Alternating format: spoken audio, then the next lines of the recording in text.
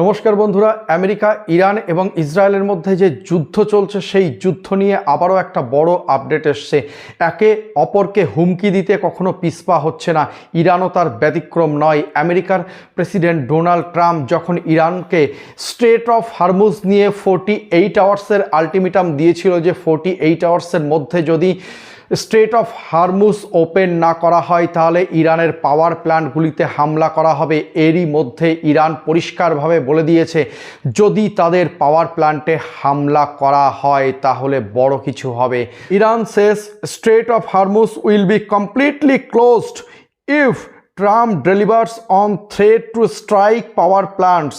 অর্থাৎ আমেরিকা যদি ইরানের পাওয়ার প্ল্যান্টগুলিতে হামলা চালায় তাহলে কমপ্লিটলি বন্ধ করে দেবে স্ট্রেট অফ হরমুজ, যার প্রভাব সারা বিশ্বে দেখা যাবে এবং সারা বিশ্বে তেলের দাম হু করে বৃদ্ধি পাবে। এটা দুই দেশই ভালো করে জানে। তো নেক্সট 48 আওয়ার্সের মধ্যে স্ট্রেট অফ হরমুজ নিয়ে বড় কোনো সিদ্ধান্ত নিতে চলেছেন আমেরিকার রাষ্ট্রপতি ডোনাল্ড ট্রাম্প।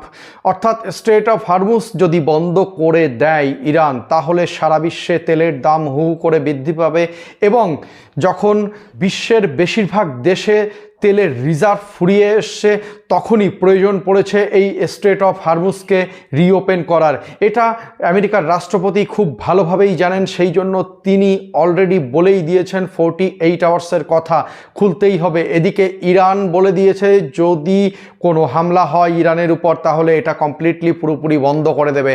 অর্থাৎ এখন দুই দেশের মধ্যে চরম উত্তেজনা রয়েছে এই স্ট্রেট অফ হরমুজ নিয়ে। দেখা যাক নেক্সট কি আপডেট আসে এই স্ট্রেট অফ হরমুজ এবং এই ইরান যুদ্ধ নিয়ে। এই আপডেট নিয়ে আমি আবার আসবো। নমস্কার।